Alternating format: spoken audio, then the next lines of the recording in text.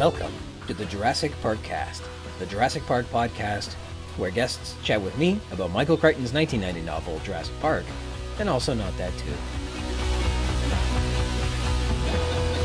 My name's Ryan Rogers, and I'm a big dumb Jurassic Park fan. Welcome to episode 18. Welcome! Recorded here in what's been a pretty cool spring in Durham region on June 14th, 2022. Thanks for joining me today. I'd like to begin with thanking Christoph Oakes of Snail, S-N-A-L-E, again, for letting us use his music to do the intros and outros here. Check out his incredible album on Spotify and Bandcamp. Today's intro is from the song Grow Old or Don't, and our outro is Centipede. We have some corrections. In episode 12, Hammond, I mentioned that Dr. Harding was given a first name Jerry in the junior novelization of the film. This is interesting because he is given no name in Michael Crichton's novel, nor in the film. So why a name in the junior novelization?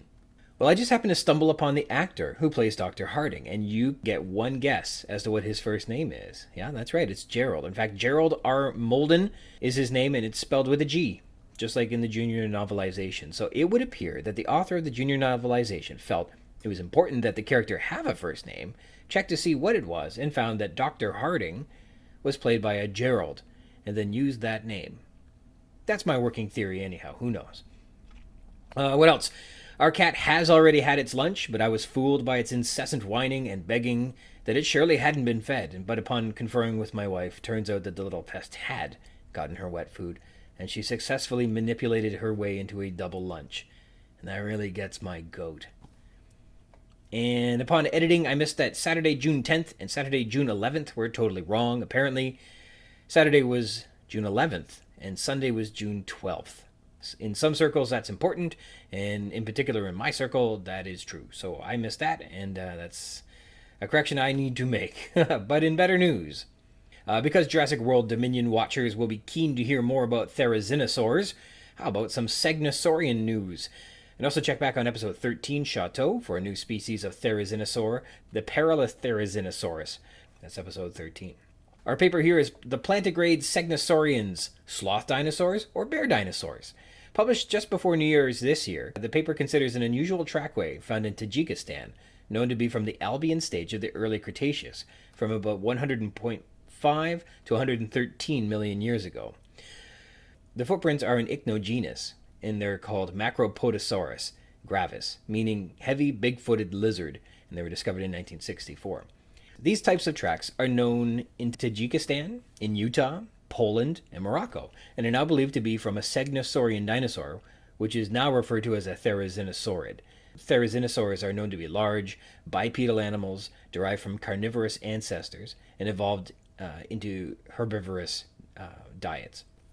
It was likely feathered and had large hand claws and a small head, spanning its size from 7.5 feet to maybe 33 feet long. They had long necks, wide torsos, and hind feet with 4 toes used for walking, resembling those of basal sauropodomorphs. The most distinctively identified by their enormous clawed hands, suggested to be used for grasping and shearing leafy branches, perhaps like a ground sloth. And some skin impressions show these were covered in a coat of primitive down-like feathers.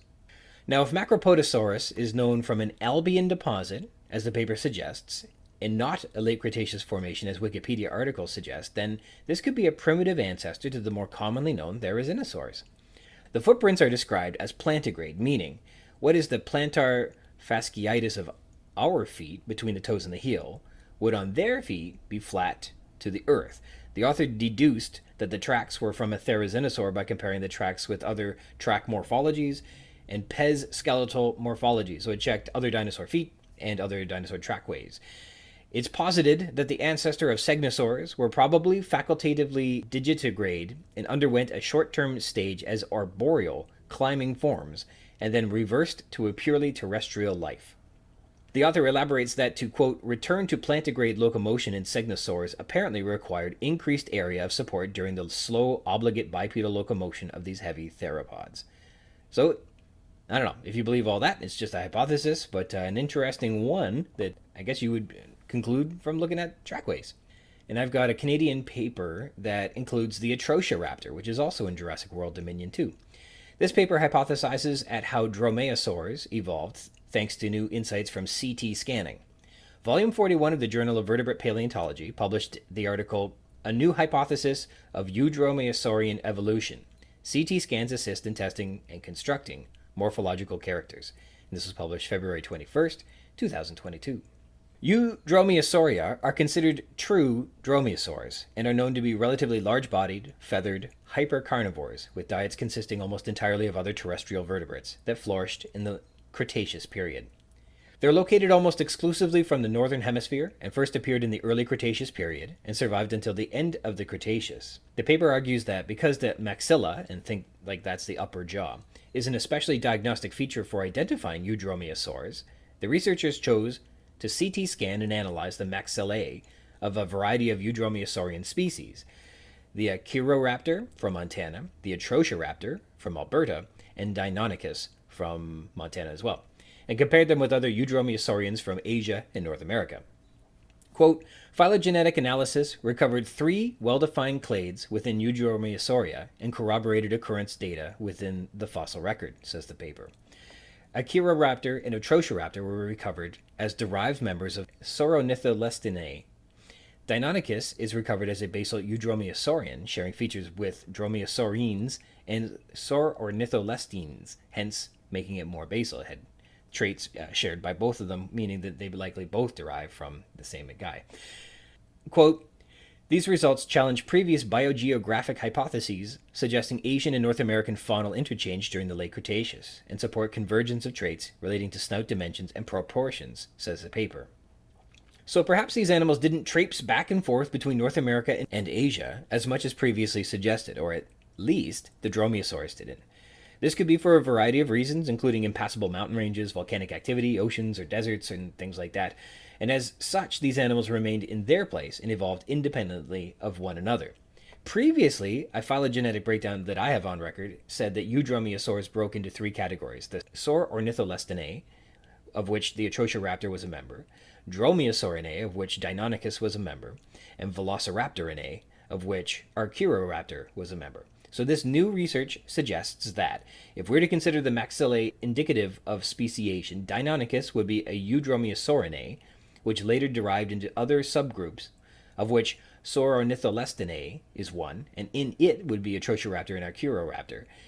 More importantly, this means that if Achiroraptor isn't a member of Velociraptorinae any longer, and the Velociraptorinae are known from Mongolia, aka Asia, and instead it derives its ancestry from North America, then perhaps there's less faunal interchange between the continents than previously believed. I think that's what it's saying, anyhow. And note, neither of the Eudromaeosaurian families touch the Velociraptorinae, which is an even more derived late Cretaceous animal from Mongolia. So velociraptors are distinctly unlike the 3 Eudromaeosaurians mentioned in this paper.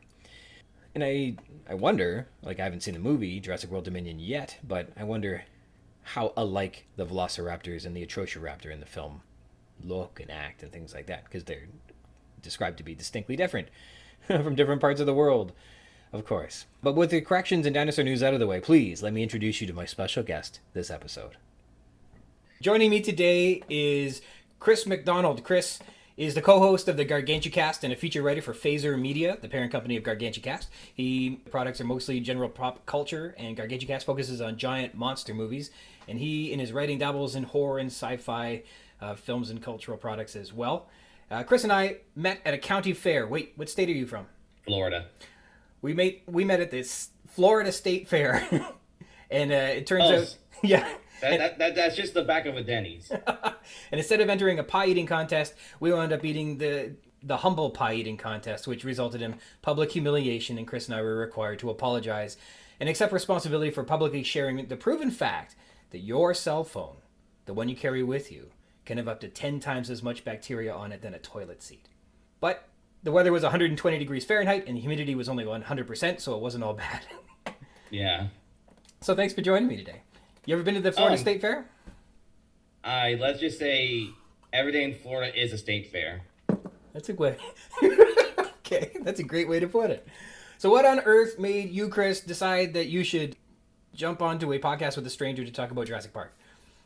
I just love Jurassic Park. Okay. I mean, this is one of my all-time favorite movie franchises. You know, I'm in it all the way through. You know, even when some of the films are, I like dinosaurs. I grew up on dinosaurs.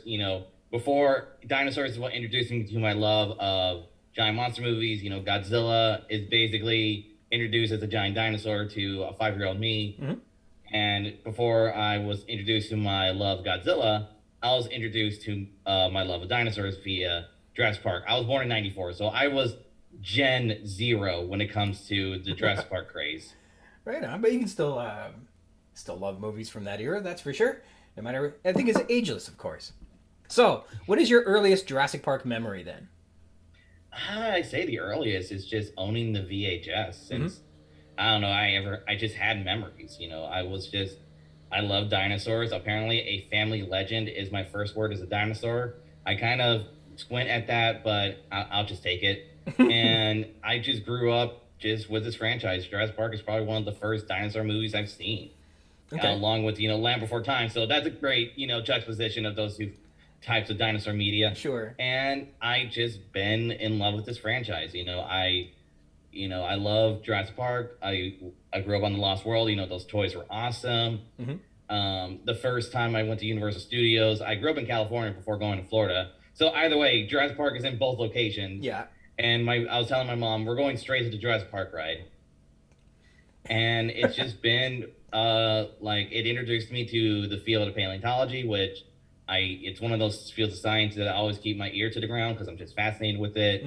And again, through dinosaur media, I fell in love with giant monster media or kaiju films, based for those who are uninitiated.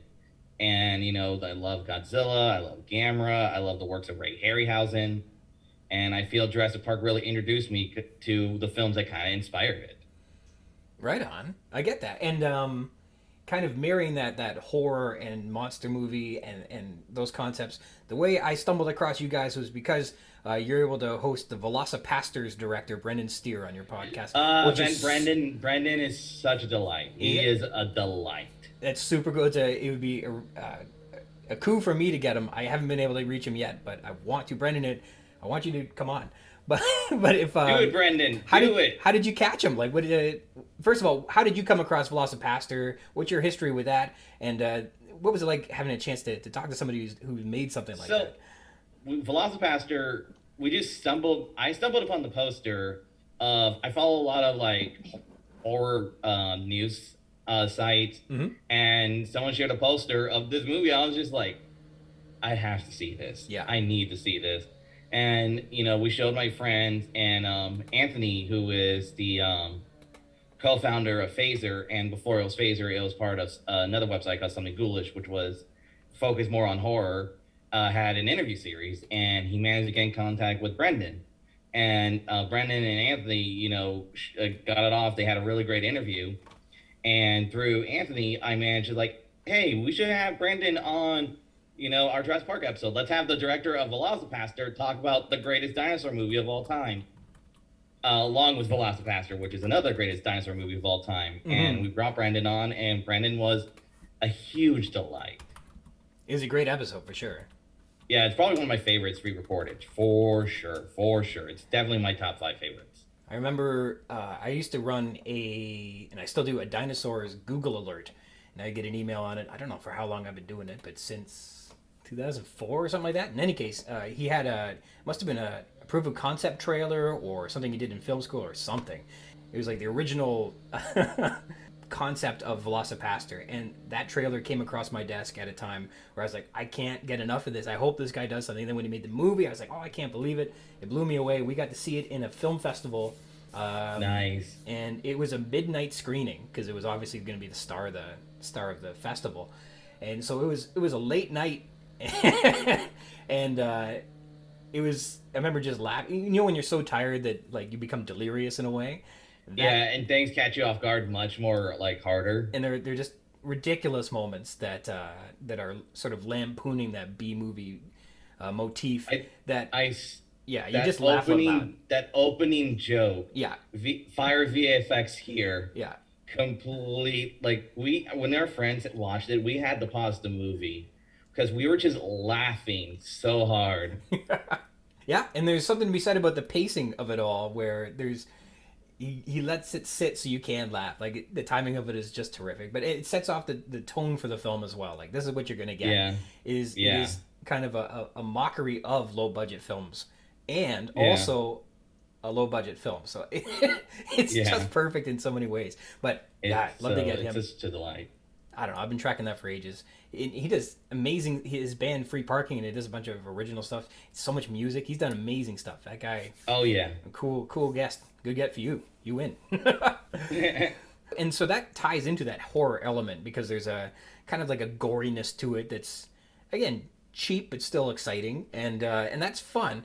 And that kind of ties into what we were hoping to discuss today in terms of the horror elements that are in the Jurassic Park novel that perhaps didn't translate specifically into the film, and most of them did not, but are certainly there. And although the book doesn't necessarily read as a true horror novel, those elements remain. So, I usually argue that the Jurassic Park novel is sci-fi horror. Sure. It is very much sci-fi horror in terms of just the existential horror of, bringing these things back to life and the ethics of it, and just the horror of dinosaurs hacking people. And, one of the things people cite about the original novel is it really feels like you're reading an eco horror novel with the way it just, like, I feel like the best comparison is Peter Benchley's Jaws, which is funny. Another thing Steven Spielberg will work on. Okay. It just feels like with the first Jurassic Park film, it gives you the awe of these are animals, but the novel is just like, yeah, these are animals, and nature's not pretty. I like that too, and I think the whole concept is it safe? And the answer is no. So people need to be in great danger, and they're not just running from dinosaurs; they're getting caught by dinosaurs too, and that's a big part of it. So what I guess would you say before we jump into this would make something a horror element in your opinion? I say horror is this is like one of those things. It's just like putting a horror fan on the spot, like what counts as horror? Because there's things have been debated whether or not it's counts as horror. People have argued is Jurassic Park a horror franchise. People have argued if something is Jaws horror, which I say yes. I think it's the level of fear the characters experience. Like I say, Yes. in an action film, there's a fear of death, but that's not what it's invoked in the audience. Like maybe there's a little bit of suspense, but mostly it's invigorating. While in something like Jurassic Park, the fear is not only the characters are scared, the audience is scared. It's definitely the intent. Like, yes, there are horrific things happening in, say, like a Fast and Furious film, but no one is scared watching the film. But if you watch a Final Destination movie involving a car crash, you're scared and the audience is scared. Right. It's always just about the intent and what is trying to be invoked in the form of media. Like, what is the form of media wants from the audience? I feel is the best way to compare it. You make such a great point in bringing up that element of suspense that you need to draw out the moment that the strike, like when the strike occurs, you need to make them worry about it for a while, and that really plays on your sensitivities as you're watching. I think of Silence of the Lambs as one of obviously the shining examples of suspense to horror, and that making that translation segue one another. And Jurassic Park does that so well, where the shot lingers on something, and they don't just strike right away. You always have to have them kind of pursuing and plodding along. It's excellent. There's a lot of foreshadowing that kind of draws out that suspense in the novel as well. It plays well, so that's a good point by you. That's exactly a good part of it. It's also just, I feel like, just how explicit the danger is, because the original novel is incredibly gory. If the original Jurassic Park movie was like a 1-to-1 adaptation, that would have been a very strong R rating. It would not have been like PG-13. It would have been like akin to, what's funny is, if you want like something that's more accurate to just the explicitness of Jurassic Park, it's the rip-off Carnosaur. Roger Corman's Carnosaur, I feel, captures more of the explicit, like, gore of it. And the original Jurassic Park is incredibly gory. Yeah. And sad moments too, and we'll get through them for sure. How do I guess the horror element manifest into the monster movie? Like the Gargantucast is about like the large building-sized monsters, and so like that human scale is lost in a way that they destroy entire ecosystems as they walk around, versus maybe a Velociraptor is much more corporal danger. It's much more it's a personal threat. Yeah. So how does the horror element translate into the Gargantucast or into those bigger bodied films? So with giant monster films, a lot of times is the best way to whereas Jurassic Park is basically eco horror, animal horror. With films we cover, the better giant monster movies, the better Godzilla, the original 1954 Gojira, Bong Joon-ho's The Host is an example we point out a lot. Mm-hmm. Cloverfield is the idea of these things are so big, they're basically walking natural disaster. Yeah. And the thing is, like, as someone who lives in Florida, sometimes being in a hurricane is terrifying. I'll bet, yeah. So I think it's the idea is, what if the hurricane is thinking and it's not happy? Yeah. Shin Godzilla is another film where it brings up just the horror of both a natural disaster as well as the horror of nuclear danger, especially as well as the original Gojira, the film came out 9 years after the atomic bombings of Hiroshima and Nagasaki. And if you watch the Japanese version, it's overtly horror. It is a horror film. Mm-hmm. You feel the horror of these are from Japan, from people who lived through or known people who lived through, nuclear horror firsthand. Mm-hmm. I think there's a fascinating connectivity between that concept and how Jurassic Park begins, in that there is a human performed action that has an environmental consequence that leads to this mutation to wreak havoc on everyone. And so in some of the Godzilla films, sometimes he's an ancient monster, sometimes he's a byproduct of nuclear radiation. Is that consistent? How does that play out? It depends on the time. The Godzilla franchise has timelines. Okay. So it just depends on the timeline of which films, because there are 4 eras of Godzilla and they each have their own timelines. Okay. That's a big can of worms, but basically it's usually nuclear power is involved in some way. Mm-hmm. Either it awakens him or it flat out mutated him. Either way, Godzilla probably wouldn't be awakened if, man hasn't been meddling with powers they don't understand, which is right. a major theme of the Jurassic Park franchise. Mm-hmm. And, as it's very, and it has been said multiple times, one of the main inspirations for Spielberg when he decided to direct Jurassic Park is Godzilla. Is that right? Well, you mentioned opening a big can of worms. It'd be a can of big worms if you were Matthew Broderick, because I think that's what he started off his Godzilla journey with. Is, my goodness, these worms are much larger. Yeah, like Jurassic Park and King Kong have been cited as some of the main inspirations for Jurassic Park, and Spielberg has said he's a big fan of classic monster movies, mm-hmm. and as well as King Kong, Godzilla, the works of Ray Harryhausen. Yeah. Well, that's a good point. So it starts off, like we were saying, in a similar fashion, very, very similar fashion, where Crichton is forewarning the consequences of playing with biotechnology, that it is opening this can of worms, that once you let it out, it's going to be free and loose, and the whole world's there's no control. It's going to be out of control, and the consequences are going to be dire. And instead of getting a Godzilla, we get a little park. Foreshadowing is, we start off in the horror narrative with this concept of the raptor or the hupia that begins at the very beginning, where we get this ghost-like entity that might be stealing children or something like that, or will steal your soul. It almost makes it more of a mythical, like a demon. Mm-hmm. Like it already brings in more of that superstitious existential fear into, like, we don't even see the raptors, we just see what the raptors are doing. Yeah. And it's obviously terrifying. The guy's got gashes down. I think was his femoral artery spurting. I know that he had a gash, and you could see his femur. You got gashes. You see bone. There is the saliva, which apparently is thick and viscous. Yeah. Which almost seems to imply something like the Dilophosaurus, to be honest. Mm-hmm. Yeah, and there's something. Maybe there's something, a reagent in there. I know that it stinks. So there's a lot of these elements that make you wrinkle your nose at just this concept of the defensive wounds on the hands, that they're lying about what it is that has performed this. They say it was a backhoe accident, when of course it was obviously a mauling. They steal the camera, so there's a conspiratorial nature to it as well, that whatever it is, they're trying to keep it contained. They're not doing a very good job, and it's extraordinarily dangerous. It's fatal. And they go to do mouth to mouth, and the attendant Manuel is like, no, you're gonna get infected by this spirit. Like, you can't do it. And it plays up this idea too that they're not usually superstitious people, but upon discovering this and making the connection that this may be the hupia, that all of a sudden there's nothing more important. Like, do not resuscitate. You know what I mean? Like, leave this guy alone. He's lost, and you're next if you try and help him.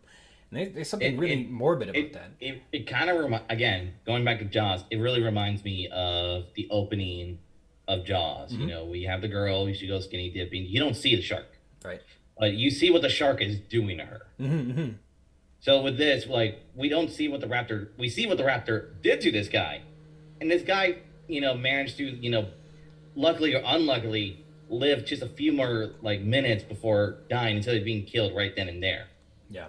And then there's nothing more horrifying than, we're only 5 pages into this thing. He bolts upright and starts vomiting blood all over the place with his dying words being raptor. And so it's fascinating. It's horrifying. And it really sets the tone for, what are we getting into here? It really sets... It's one of those examples of praising the villain. Mm-hmm. And it's, setting up a worthy villain, that somebody that... Yeah. It will be formidable to go up against. And it begs the question, what are they hiding out on that island? So there's obviously suspense, which is really well done. But then we don't get raptors, of course. The next thing we get are these mysterious little lizards. The compys. Yeah. So they do a good job with the compys as well. They're not the big villain, of course. They're obviously not the culprit that is performing this mauling that happened to the construction worker, but they are consequential in their own right. What were your impressions of the compys, maybe at the beginning of the book, towards the end, the different levels? Yeah. The best way to describe it, it feels like a Stephen King story. Okay. Because it feels like Crane was just like, I'm writing a dinosaur horror sci-fi book. How would Stephen King think of it? And, he, thought bubble, and you just see a picture of Stephen King, and it just says, kill the kids. Okay. And, it's one of those things you forget, the way the novel opens, which takes some cues that Lost World will take in the opening, but not as harshly, is there is child death.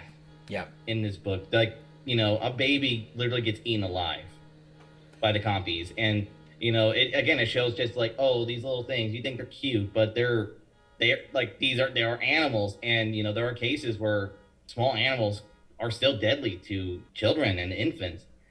And, it just shows that, this book it's one of those cases of where it's a method where when you open a book or open any story, you want to hit the audience as hard as possible to set up the tone. Yeah. So with the mauling and the death of the baby from the compys, the audience it sends a message that, nope, if we already got through the taboo of killing a child, which is one of those big no-nos in a lot of Western media. Yeah. And the book just opens with that. So it's very clear that, the audience is now just they're willing to kill a baby. What else are they willing to do? Yeah, absolutely right. And yeah, it raises the stakes entirely. That's flat out simple. And I think the way he crafts that scene where he comes across the dead infant. So the attack on the Tina Bowman is separate from what happens to the baby at the clinic. But when the midwife Elena Morales comes into the crib, first of all, there's a power outage. I think there might be another storm going on at the time. So you've already got those elements of thundering rain and lightning, and the power's out, so it's dark. But she sees a bird on the window, or she hears chirping, and she thinks that it's a bird and that this is a token of good luck. And so she goes in thinking, the baby's fine, I'm sure. And this reassuring, superstition that, good luck is falling on this child. And then she looks in and he calls them specifically, they're perched like gargoyles hunched over the bassinet with chunks of the baby's face dangling from their jaws. And then they scurry away, leaving bloody three-toed footprints on the window ledge, which the three-toed thing was kind of hammered into your head for all of the descriptions that were going in. So, I mean, really, really gross and super sad. You're right. That's kind of the moment. Some people deserve what they get, in terms of like poetic justice, but this poor baby certainly didn't. It shows that these things don't discriminate, and that these are wild animals, and they're kind of like freaks of nature as well. It's very clear that they're looking for food, and they're not going to discriminate. Meat is meat to them. Mm-hmm. As well as also just shows that not every creature of size is a threat. Not just the T-Rex or the raptor. Like, even a small little compy is deadly. Mm-hmm. There's an interesting element to it. Like, I think, I'm trying to recall, when Grant is hearing about the report that this lizard remains, that he gets an x-ray of the compy. He looks at it, and the report is that it had bitten a little girl. And he thinks to himself, well, it's unlikely that a lizard of this size would attack a person that was, a bit older. Like, that, it just, the size difference didn't equate. And so there was an evidence there that even a small animal, which is unfamiliar with a human, would therefore react in a way that would eat it or attack it because it doesn't know any better. Whereas the raptors, we're told later on by Malcolm, I think, he has this concept that, these raptors are trying to kill people. So like when they go on the tour, they visit the pen, and while they're at the pen, the raptors attack the fence, and they go, they're not so smart. And the guy's like, you just be happy that fence is there. And he goes, what's really interesting about this is that killing people and discovering that people are easy to kill, which is kind of fabled in African lore with lions and tigers, and they come out of the bush, and when they figure out that killing people is super easy, they do it a lot. So that's bad. But there's this concept that when the raptors must have acquired this knowledge that killing people is good, whereas the compy isn't given the same treatment. The compy has said, it's unbelievable that it would do this, but there you go. So there's kind of a disconnect there. That's a little strange. As well as one of those things that there are two ways to talk about, Grant's, like, his opinion on, like, the compy or this lizard wouldn't attack. One, Grant has not met an average monitor lizard of any size. That could be true. Yeah. Even a small monitor lizard will ruin your day. Two, it also just shows that he is an expert when it comes to dinosaurs, but we don't know everything about dinosaurs. Yeah, for sure. And you're right, Marty Gutierrez, I'm pretty sure, also said that lizard bites are common. He already says that. Yeah. So you're right, Grant's a little misunderstood, I think, in that scene. So my real complaint with the infant death scene is that the midwife reports that the death as sudden infant death syndrome, which couldn't have been the acceptable answer. Like, no, yeah, when I saw that, I'm just like, you could have just said rats or something. Like SIDS. It's just like if it's a grade 10 question on a pop quiz, what killed the baby with its face that's been eaten off, that's surrounded by bloody footprints? The answer isn't SIDS. That gets a failing grade. Somebody would know it. You can't just report that. Though it could be some of the interference with InGen, in all honesty. Oh, that's a good answer. But she specifically says that she didn't want to lose her job, or she didn't want to get shamed in the community. It's probably a small community, and so she didn't want to feel derelict of her responsibility. So she wanted to hide that there was maybe something of her. I mean, I don't know. Do you feel responsible for animals coming in and kid? That's completely fair. InGen's interference is not impossible, that's for sure. But anyway, one of those unnerving moments in the book, for sure. And in a way, it connects literally to Hammond's death at the end. So it's not only the same animal, but there's a moment where he talks about how he falls asleep like a baby in his crib as he's fading away, which is pretty fascinating, because it's literally saying the words that are in the same chapters as the same animals are preying upon the weak and the elderly and the young. Yeah, these things, it's just like there are different types of predators. The raptors, are no discriminate, while compys are the opportunists. Mm-hmm. You'll find an opportunity, like either an infant, a helpless baby, or an old man who fell. And there was one other thing, I think, so, and the other character that gets attacked by compys is Tina. And so Tina describes it as being very painful. She got bit, she screamed, she cried, it hurt a lot. And Marty Gutierrez says something along the lines of, it probably was very painful. Then they take a sample and they send it to the lab, and it comes back as something akin to the venom of a king cobra when it bites. Yeah, that's another thing. And, the fact that they're venomous, and, and it just shows that this could be, either, again, we don't know if these animals are venomous because venom glands can't really be preserved, or it's just the meddling of InGen, copying haphazardly trying to just bridge the DNA of several related species and not realizing the consequences of doing that. Yeah, that's an interesting point. But it does beg the question, if Tina felt that the bites were extraordinarily painful and that the toxin was like, it hurt, it doesn't quite match up with when Hammond gets bit, because he's almost anesthetized. He's falling asleep and like dreaming away and has no worries in his no worries left in his head, and he's dreaming about opening up 3 new parks or something like that. And it's just inconsistent in that respect. Yeah, it could be inconsistent, maybe different quantity of bites. Quantities of... Maybe it's just like she was bit by one while he's being bit by a whole swarm. So it just could be building up. And I think maybe that's why they like hunt in groups, because they just basically accumulate their poison. And I think that they are tugging on his lip at the end. I think that one of the finest moments. Yeah, that Lost World will take from. Yeah. So that's compys. They eat your face. That's our brand. They love faces. They love faces. You got a pretty face. So, but if anyone got it the worst in this book, it's Nedry. Oh yeah. Yeah, they did all of that off screen in the film, but yeah, he got it pretty bad, and all the characters take no pity on him at all. Yeah. All right. Yeah, that's the one thing. Not only is the book is horrific, it goes into, no pun intended, bloody detail. And that's why I say I convey a lot of the horror is mostly, if you're just trying to do like, oh, these people die, you say, oh, they get attacked, and you move on. But no,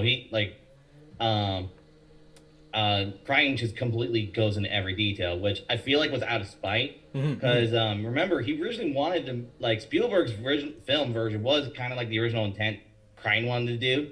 Because he wanted to make it like more of an adventure book, but his publishers were like, it's too kiddie. And Crichton's like, oh, okay, it's too kiddie for you, huh? So he did this at like the most extreme possible. And a lot of that elements of suspense, and even what kind of is really performed well in the written tradition versus what can be really necessarily adapted to film, comes through very, very well in his death. So it begins, obviously it's during a storm, so there's, again, you have that environment that's unnerving and scary to begin with. It's the pouring rain and the thunder and lightning. That's obviously the one thing he didn't factor into his plan. It was a dark and stormy night. Yeah.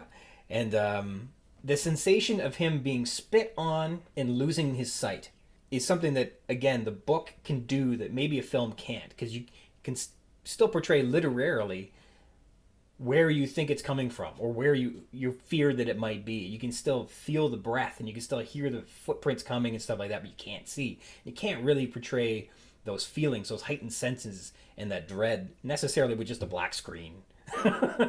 Yeah. Although but yeah, it reminds me of like in Alien, where Sigourney Weaver's got her eyes shut, and you can see the xenomorph reaching at her with this extra little mouth. The most famous shot of Alien 3. Yeah, and then like that's kind of a way to, you're not looking, but you know it's there. But in any case, what he does in the book, having I guess the Dilophosaurus kicks him or something like that, and he reaches down, he feels like a warm feeling in his hands, and it turns out his intestines are pulling out of his stomach. Yeah, it's just so it's so sadistic. Yeah. And so that is captured so well, a big part. And plus, he doesn't know what the dinosaur is. He doesn't understand what's happening. He doesn't know if he's in danger, although obviously he is. Yeah, it's really something. And his final thoughts are that he's wishing for death. Like, he hopes that it will come soon. He as wants the Dilophosaurus is basically going on his head like a snake. Yeah. And so it lifts him up in its jaws by the head. I always picture it like on the side of your head, grabbing like one upper jaw and the other on your ears, but it could have been the other way around. Like, imagine it was like under your chin and behind your... Oh, man. Yeah, like, and I can imagine this thing, like, again, these are freaks of nature, so like it turns out like, oh, its jaws are widening like a snake. Mm. And you know, again, it just shows you like we don't know what these things can do, and like it turns out Dilophosaurus can spit venom. Yeah, that was pretty neat. So that's two venomous animals in the park. It's interesting. I was just thinking the other day about whether some of the less armored or more defenseless herbivores might have been like a skunk and have some sort of scent gland that could deter people. Yeah. Or or maybe like I would like to see something explored in the Jurassic Park, like, oh, the carnivores are hyper aggressive, but it seems for the most part aside for like maybe a triceratops when it gets a little like spooked, or the stegosaurs. They're usually peaceful. Mm-hmm. In real life, like in like zoos, for example, it's not the predators you got to worry about. It's some of the herbivores. Like Yeah. zebras do more injuries to zookeepers than any other carnivore. Yeah. It's because they live in an environment full of carnivores, so they basically have genetic PTSD, like generational like fear, to the point where they'll just attack anything. There's a book called Germs and Steel. I can't recall the author, and he makes an interesting point. It's kind of talking about like agricultural development and how where pockets of being able to grow food and perform husbandry on animals and stuff like that, taming animals, where people were successful at that, they were able to develop culture faster. In any case, he makes an interesting point that through the history of mankind, horses and elephants and things like that have been tamed. And in fact, some of them have been domesticated, but the zebra is an ass and it won't do it. The zebra is just wild and they can't do anything with them. And I don't know what that's all about.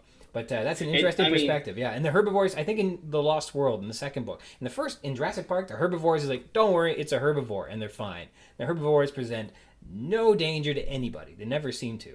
At all. And often they'll be like, no, never, don't worry about this one. It is a herbivore. Whereas Sarah Harding says in The Lost World that approaching different herbivores it depends on what it is. Some of them are extraordinarily dangerous and some of them are not.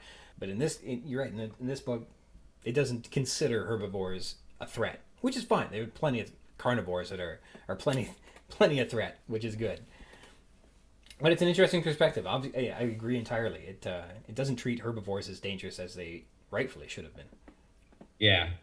Though, like, the way the dangers come from the different carnivores are on their way, like the T-Rex is basically the giant monster of the book. It is just, the thing is, like, it's dangerous because it's huge and it's a carnivore. You know, like, it can just bite anything in one bite. You know, it stomps. So the danger is just both in terms of just its intent of eating you, as well as its sheer size. It's, 40 to 50 feet long, 20 feet tall. It is giant. It is a giant monster, basically. How the characters go, not only they're afraid of being eaten, but, the kids in the car, the car itself could be a threat because the thing is so big. Yeah. And what makes it all the more problematic, and they said, how do I put this? There's a line about, now you've got this thing loose, the biggest predator the world's ever known, and you got no way to stop it. And that is because in common films, we got to find some way that it takes down your cell phone, so you can't just call for help. So you need to isolate your heroes with no defenses, and so you do that by somehow finding a way to contrive a plot point where people can't call for help. That's what we do in modern films. In Jurassic Park, they got to find some way that there just isn't a gun, and so there are no guns at a zoo, and pretty much Plan B at a zoo is gun. They have them when. Yeah, I was going to say most zoos most zoos have a gun just in case. I remember there are several protocols for certain animals. The one animal I know for a fact that most zoos will say kill on sight the minute this thing gets loose are chimpanzees, because chimpanzees are very resilient to tranks and are hyper aggressive and hyper intelligent. Yeah, it's just one of those things. When a chimp is loose and it's angry, it's just you have to kill it. It's caused more damage just trying to trank it. And a lion or tiger would just playing with you would cause all kinds of trouble. Yeah, and that obviously when the gorilla Harambe or whatever his name was grabbed that kid, I mean he didn't last 10 minutes. I don't think after that. Well, the Harambe, that was memes aside, the way the internet kind of overdid it. A gorilla is actually not as much of a threat than a chimpanzee, because gorillas are very shy. Gorillas are. If a gorilla escapes, it's not going to cause a rampage. 9 out of 10 is going to find a corner and just hide, because gorillas are incredibly shy. Gorillas are more. They're not gentle giants, but they're nowhere near as aggressive as a chimpanzee. And in Jurassic Park, almost all the carnivores at this point, because we know so little of them, and 9 out of 10, unlike the biggest carnivore that's going to escape in a zoo is a bear. The biggest carnivore that's going to escape in Jurassic Park is a T-Rex. Yeah, that's a much so. Again, eyebrow raising that there's at least the one thing in the Jurassic Park film is they have guns, but there's only one person trained with a gun. That's a contrived thing. Is they had plenty of guns, but the only person that's trained is Muldoon. Yeah, and he would have been entirely sufficient, but he was unarmed, unfortunately. Even we don't have to get into the films because apparently Bullets don't affect dinosaurs for some reason, but nonetheless, Nedry gets, I think, scapegoated too. Like, he seems to be like, it's all his fault. He was the only problem with Jurassic Park, and if he had not done what he did for greed, that Malcolm's predictions would not have come true, which is, I don't think, the truth. I think the animals would have got out, the park would have failed, but, like, it would have been with tourists. Like, it would have been a different animal altogether. Here's the thing. Tourists are idiots. How many cases are some dumbass will heckle? We got people that heckle the lions, the bears. If Jurassic Park eventually opens, I'm surprised Jurassic World never had any animal attacks until the Indominus came out. But going for the book, if for some miracle this actually, because it feels like the dinosaurs are already attacking people and things were working as is. But if the park does open, I feel like a lawsuit will probably arrive day one. Yeah. Someone's going to heckle the T-Rex. Someone's going to heckle the raptors. Someone is try to take a picture a little too close. And at best, they'll probably touch the fence and they'll get shot. Yeah. At worst, they're going to lose an arm. Because, these things, especially the raptors are they know murderous intent. They're on homicide mode all the time. Yeah. And so if a raptor sees an opportunity, it's not going to miss it. And a T-Rex, is not going to miss an opportunity. The T-Rex is probably going to bite a guy's arm and pull him through the fence, and we'll have a cooked meal by the time the guy's on the other side. That's a good way to put it. Yeah, it's interesting. Even the layout of the park, you're right. It doesn't sound like there was anything stopping people from touching the electric fences. It just felt like, so as I envision it, in the novel, it's described as if, say, you went to a national park in the Serengeti or something like that, and you would go out into the animal preserve, and it was kind of like an open field, and you just saw the animals in the wild kind of on their own. Whereas this one, they separate the carnivores from the herbivores with fences, but other than that, you're supposed to be kind of on, not necessarily going exhibit to exhibit through a zoo, but more kind of journeying through this landscape. Although on a track, you're kind of controlled on where you can go, but it's supposed to be this larger open concept thing rather than an actual bona fide zoo. It's more of a nature preserve sort of thing. It's basically a safari tour. Yeah. And so the best way to compare it is less like you're going to a zoo and more like you're going to, say, Animal Kingdom in Disney. Yeah, I feel Animal Kingdom is probably the best comparison to Jurassic Park, the original park at least. And I wonder how the fence thing even works, because obviously the Tyrannosaur had to go through a fence. But when they went to go inspect the Stegosaurus in the book, which is adapted to be the Triceratops in the film, they didn't have to go through any fence to go and see this animal. And when they're driving on the roads and stuff like that, the maintenance roads, there were Apatosauruses just walking across and impeding again, even though the book is like, oh, the herbivores are fine, there's going to be some idiot going to heckle these animals, And look, they already said there's Triceratops are mentioned in the book, correct? Yes. What is someone is going to say Toro, the Triceratops, oh, look at this dumb thing. And then next thing you know, that Triceratops gets angry and, rams through the car. Again, at least in Jurassic World, they're in one of those actual safari car trucks. The things are built to be, going all terrain. And these are just I don't remember the name of the car model, but they're clearly not safari cars. So they're Toyotas, but I think in the movie they're Mercedes. Yeah, either way, these are not built to, go on a safari. They're on a track. Right. Yeah, I'm pretty sure they're Toyota because everything was invested by Japanese investors. And so I think they would use Japanese technologies and stuff like that. I think. And another thing, it's very clear that this park was... I think the horror as well is just the horror of negligence. Because it's clear that there are so many dumb... everyone says bad idea number one, making a park about dinosaurs. And I'm just ethically it's a bad idea. But if you have people that know how to treat animals in some shape or form, instead of just, it's funny that, sped no expense, but clearly there are expenses being, spared. Yeah. Because, if anyone with any common sense will know, if you're doing a safari tour, you could at least have, equipment as ways to make sure that these things don't run you off the road. And like include like invisible barriers. You know, again, like Animal Kingdom actually has invisible barriers, so the animals don't actually go and attack the tourists. Mm-hmm.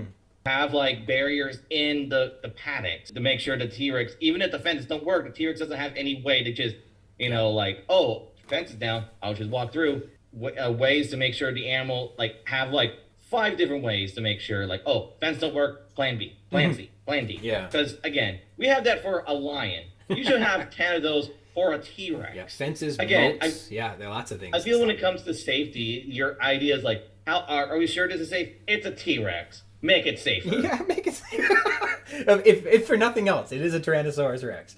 I feel like just like at the end of the day, is like you're dealing with a T-Rex. That should just be instant right there. And it's clear that just Hammond is more about like he's banking on the fact that these are dinosaurs. Mm-hmm. And because of that, he's not banking on what these dinosaurs could do, clearly. Mm-hmm. Part of the infrastructure, and one of the things that we're told is a flaw in at least their tracking systems, is the lagoon and the jungle river. And that when Grant and the kids are riding on the jungle river or something like that, they cannot be picked up by the motion sensors. And so they are hidden from view. And that we're told also that as animals kind of go near that they get lost from the counting system. They would lose... they say the Authis sometimes get missed for these reasons. We also know the Tyrannosaurus swims just fine, and that the juvenile is eating fish that they stock in the pond, which says if the river is not barred from the rest of the park, that any animal that chose to swim around could easily swim from paddock to paddock to go anywhere throughout the park. It's curious. That's one. By the way, that is one scene I wish Yes. stayed in the film. Not because I'm not sure you saw the new Apple TV Plus documentary Prehistoric Planet, but they emphasized that the T-Rex could swim very well, and people were like, oh my god, we discovered that the T-Rex could swim. It's like, no, we've been knew about that. Fine, again, include it in the book. It's just the scene was cut, and it's one of those scenes. It's also a really good scene in terms of the horror. It's just people think like the T-Rex is just a big, lumbering predator on the land. But it's one of those things, like, again, we don't know, and we do make discoveries, but not everyone pays attention to new paleological studies unless it's, like, something super big, like, oh, it turns out the T-Rex has feathers or something like that. Yeah. But with this, it's like, oh, the T-Rex can swim. Crap. Yes. Of course he can swim, is what he says. Yeah, but it's one of those things, it's just like, oh. It's the audience expectations. Like, just when you think, like, what could be any worse than, like, it's one, like, for example, like, you're on it and you see the T-Rex on the shore, it's like, then you see it can swim. Yeah. It shows, the horror of playing with the expectations of the audiences. Like, we already know the T-Rex is a big, large, like, most dangerous creature on land, but we didn't realize it's an all-terrain predator. Yeah. I think, and you know what, we're just running up on an hour, so we're getting short on time, but maybe we'll leave this last scene at Big Rex in the lagoon. But I can't think of anything more terrifying about being in open water with a carnivore, one that can easily consume you or cause serious trouble, swimming around, chasing you in that water. You're entirely at their mercy. On the ground, you might be able to dip or dodge or, like, I don't know, look, like, maybe throw a punch at its nose or something, but, like, when you're in the water, you're about as defenseless as it gets. And that's just faced with a living, breathing Tyrannosaurus. There's no running. You can't do any defensive combat. Like, you're in no shape to defend yourself. There's nothing worse. I can't believe it. It'd be awful. Yeah, it makes a great ride, though. Okay, for sure. And it's also just, like, one of those things, like, you didn't expect dinosaurs can... Yeah. Thank God you didn't decide to clone, an actual aquatic dinosaur. Yeah. What if they realized, like, oh, we got Spinosaur DNA, and this was before the major discoveries of Spinosaur, and they clone it, it's just like, oh, we just cloned a sea monster. Wouldn't that be something? Yeah, that'd be wild too. It reminds me of, again, which alien was it where they were swimming? The Xenomorphs. Resurrection. Was that Resurrection? A lot of good... Alien has done a lot of good sci-fi stuff in it, and... Like, Alien is probably one of the best examples of sci-fi horror, and I feel, if you look at Jurassic Park, or even some of the more intense scenes in the films, you see the influence of just classic sci-fi horror. And, one thing I really feel that people miss, I kind of miss about the franchise, and that's not really advertised today is Jurassic Park was kind of advertised as horror, as some horror. Like, again, the ride, for example, yeah, the commercials say, like, face your, the tagline for the Jurassic Park ride is face your fears. Yeah, okay. And like, the thing is, like, you're supposed to be like, oh crap, dinosaurs are loose, they're gonna eat you.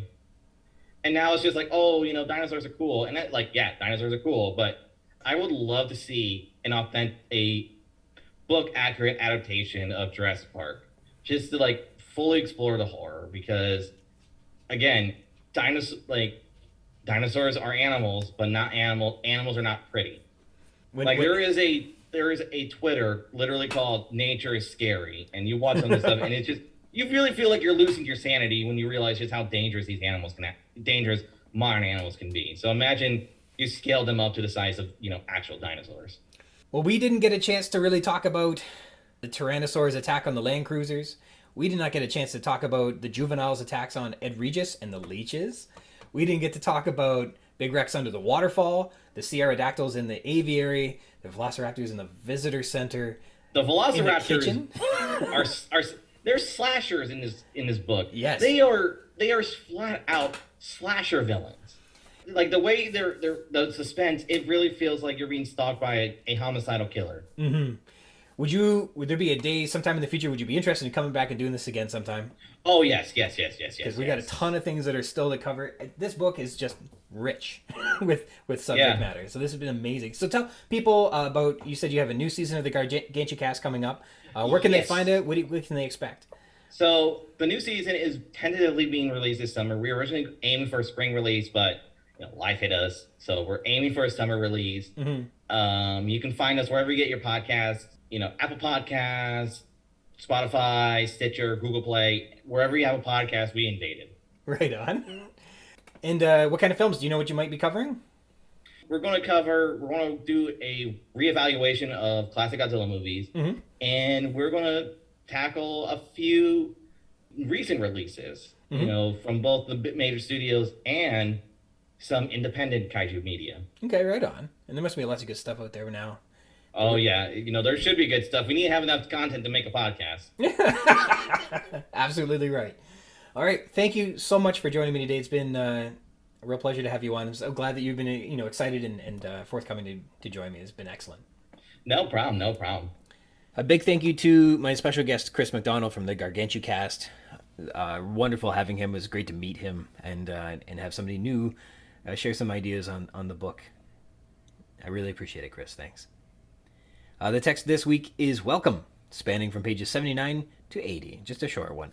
In a synopsis, Sattler, Gennaro, Grant, and Malcolm are suddenly faced with an Apatosaurus that Hammond has cloned, and they're stupefied by what this means to reality as they know it. Hammond is proud, and he outlines their itinerary as his guests, and then he leaves them in the care of Ed Regis. And our characters. Ellie Sattler, she begins as our point of view character, and she is awestruck, continuously repeating, "My God." Donald Gennaro, he is speechless at the sight of the Apatosaurus, and he knew what Hammond was up to. He's known about Hammond's plans for years, but never believed it would happen.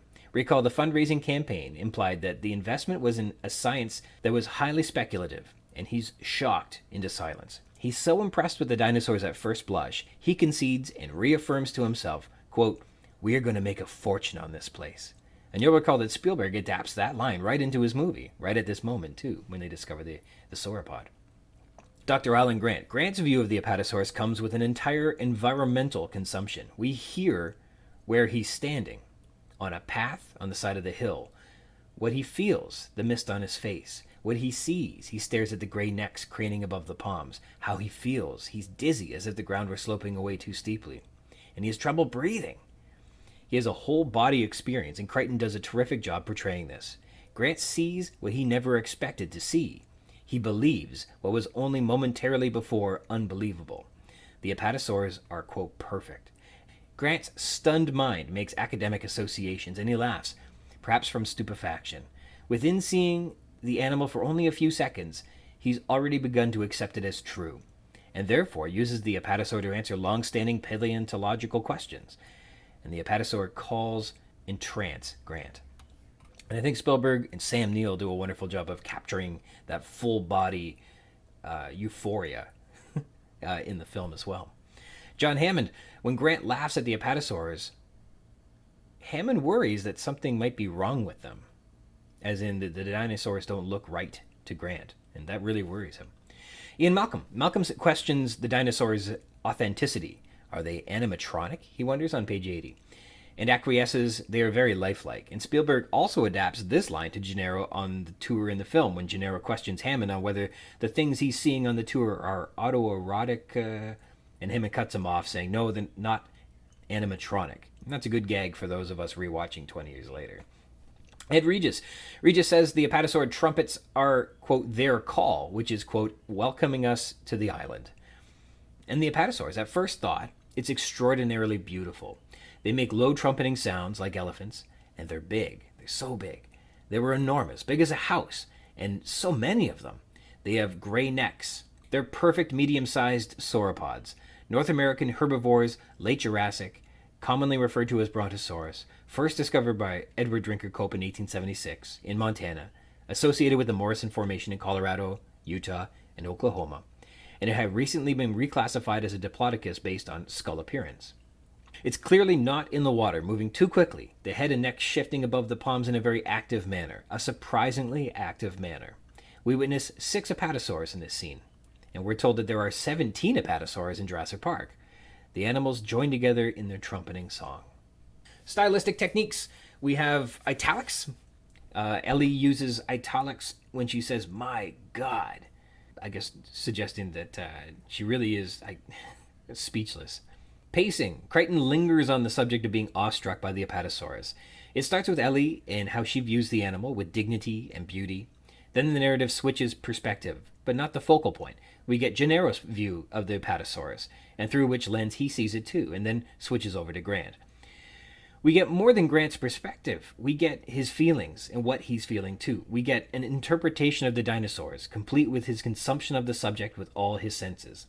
He is entranced with the apatosaur calls. We really linger on this moment, and it's separated specifically from arriving and introducing the island. Crichton has specifically taken a moment to let the majesty and gravitas, the overwhelming sense of awe that washes over his characters as well, wash over the reader.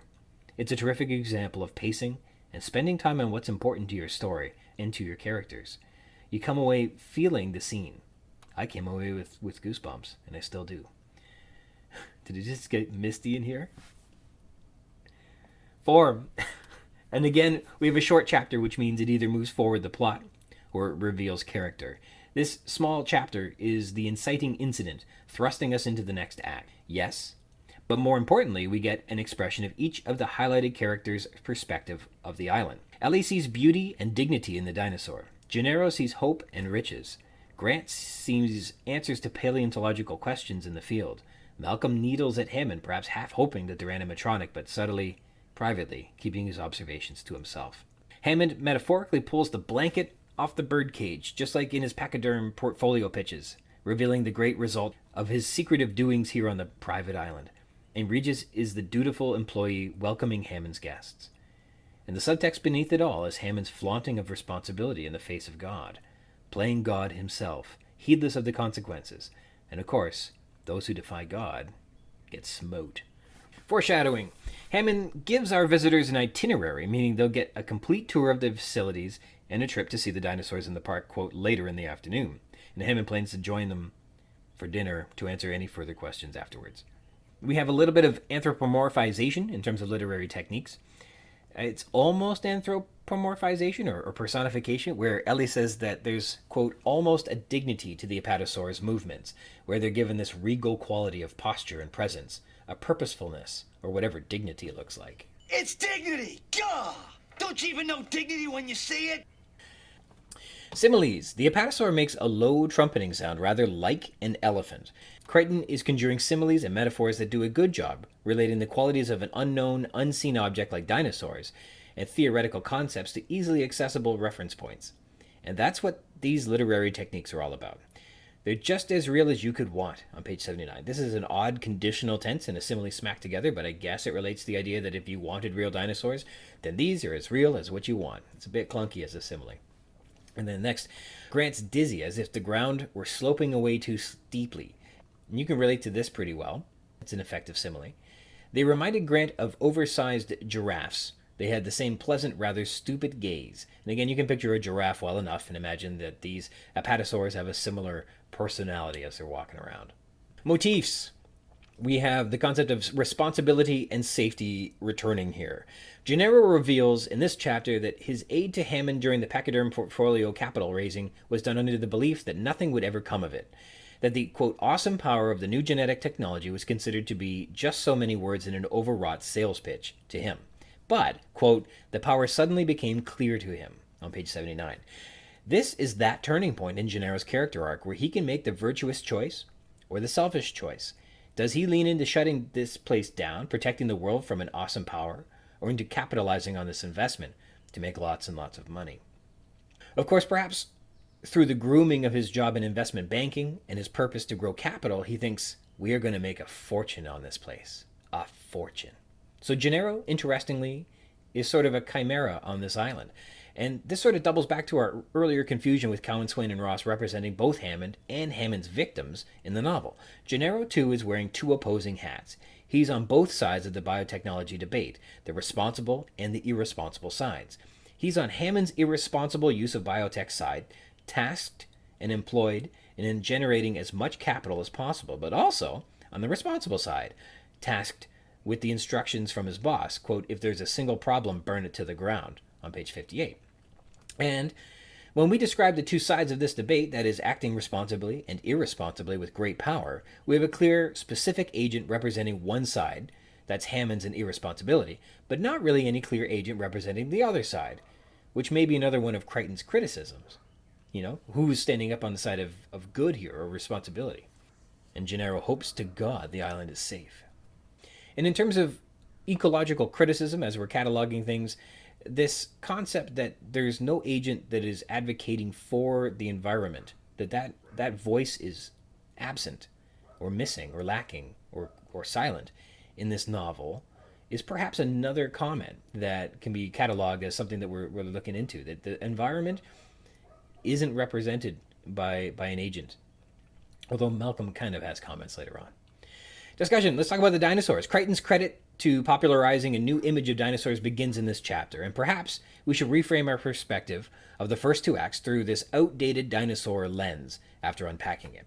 In this chapter, we're told that books portray dinosaurs as oversized, dumpy creatures, whereas live dinosaurs are graceful, almost with dignity in their movements, and it is quick. There's nothing lumbering or dull about its behavior, we're told on 79. In this case, we get an Apatosaurus, and it represents some common dinosaur misconceptions very fittingly. Commonly referred to as Brontosaurus, first discovered by Edward Drinker Cope in 1876 in Montana, associated with the Morrison Formation in Colorado, Utah, and Oklahoma. And it had recently been reclassified as a Diplodocus based on a skull appearance, we're told on page 80. Traditionally, the Brontosaurus was thought to spend most of its time in shallow water, which would help support its large bulk. We're told on page 80 as well. It's clearly not in the water, moving too quickly, the head and neck shifting above the palms in a very active manner, and even so, a surprisingly active manner, we're told. The God complex. My God, says Ellie softly on page 79, and repeats herself. My God. She says it again as it's revealed. There is an entire herd of Apatosaurs on this island. This does a good job of relating how extraordinary and striking it is to behold the dinosaurs, but there may be a double entendre here, symbolically. They're expressing their disbelief, but Crichton may also be layering the conceit that Hammond has been playing God on this island. And I mean, obviously in the book, that's fairly transparent, but I mean more specifically, this less conspicuous use of my God, now that they're on Hammond's island, is likely a new, more subtle expression of Hammond's God complex, which ties into entitlement and being above the laws and stuff like that we know related to John Hammond. Hammond has wrangled the, quote, awesome power of the new genetic technology which Gennaro had formerly considered to be just so many words in an overwrought sales pitch. The power suddenly became clear to him, on page 79. Crichton then says Gennaro thinks, quote, he hopes to God the island it was safe. And what's to be said about that? That he's praying perhaps to the wrong God. And so Grant has, looking at these things too, a whole body experience. And Crichton does a terrific job portraying that whole body experience upon seeing the dinosaurs. Grant sees what he never expected to see. He believes what was only momentarily before unbelievable. There could be a case here for like epiphany. This is the blind seeing, the deaf hearing. It's an act of God, a miracle. The animals are perfect to Grant. So there's a lot of, I guess, God stuff, divine intervention that could be considered in this chapter. Hammond's dream. When Grant laughs at the apatosaurs, Hammond worries that something is wrong with the animals on page 80, that they're not scientifically accurate. Grant doesn't realize this, but his affirmation steals Hammond's nerve when it comes to making changes at the park. Hammond says, quote, "Everything's perfectly fine," over and over when asked about safety, human deaths, opening delays, and escaped animals, but worries when the dinosaurs may not be authentic looking to his paleontologist consultant. Hammond's concerns have always been, first and foremost, about the animals. This is his chief concern, real dinosaurs at Jurassic Park. And compare this to his backstory in the film, where Hammond has an animatronic flea circus, which inspires him to make something real, to make Jurassic Park with real attractions. And those are affectations from the filmmaker, a Spielbergism that helps you sympathize with Hammond's mistake. Crichton's Hammond is not cut from that same cloth. This Hammond is singularly focused on cloning authentic dinosaurs because that's his dream. And if the dinosaurs are real, there's extraordinary profits to be made. And as an aside, perhaps the Jurassic Park and Jurassic World sequel writers should take note of this prospect, that real, authentic, believable dinosaurs will delight audiences, not necessarily movie monsters. But don't let me get off on a tangent there. Notable omissions in this chapter. Dennis Nedry is on this tour. He's standing right there with him, but we don't hear anything about him. He's kind of forgotten about in a lot of respects. We don't get his perspective on any of this. I presume that he would like dinosaurs, though. Similarities to the movie. In this scene in the movie, we get a huge sauropod as well that startles and amazes the people. Gennaro has similar lines, impressed about how much money they're going to make. Grant has a similar reaction, where his whole body fights what it's seeing, and welcome to Jurassic Park is proudly said, ushering us into the next act of the story. But there's some differences in the film. An apatosaurus is used in the novel, not a brachiosaurus, which is used in the film, and there's only one brachiosaurus, not a whole herd, although I guess later on they see a whole herd of animals and they actually are walking through a swamp, but oh well. Sattler isn't confounded or distracted by extinct and poisonous paleobotany in the novel here. That comes soon, but not yet. And there's a crude hand-painted sign over the path that reads, "Welcome to Jurassic Park." Not Hammond delightfully welcoming us like a maitre d'. So lots of good stuff there. Thanks to my guest today, Chris McDonald from the Gargantucast. There's so many ways people engage with Jurassic Park, and there's so many elements to it that have drawn our attention, captured and sustained it, and it's always fun to dig into the science or the dinosaurs or the horror or the chaos and everything else that this novel throws at us. I want to sign off today thanking you for joining me. If you want to read along in the book, add some thoughts to what we've been discussing on the show, or be a guest on the show and chat with me about anything you like about Jurassic Park, you can do that by connecting with me. I'm at ryansrogers@gmail.com. If you would like to be a guest, drop me a line and we can try and set something up. We can rehash, tear down, gush over, and chit-chat about any part of the book, or also not the book, all you'd like. Jurassic Park-Cast is part of the Spring Chickens banner of amateur intellectual properties, including the Spring Chickens Funny Pages, Tomb of the Undead graphic novel, the Second Lapse graphic novelettes, the Inventory, and the worst of them all, the King Street Cavers. You can find links to all that baggage in the show notes or by visiting the schickens.blogspot.com, or finding us on Facebook at facebook.com/springchickencapers, or me, I'm on Twitter at RogersRyan22. Thank you dearly for tuning into the Jurassic Park-Cast, the Jurassic Park podcast, where we talk about the novel Jurassic Park, and also not that too.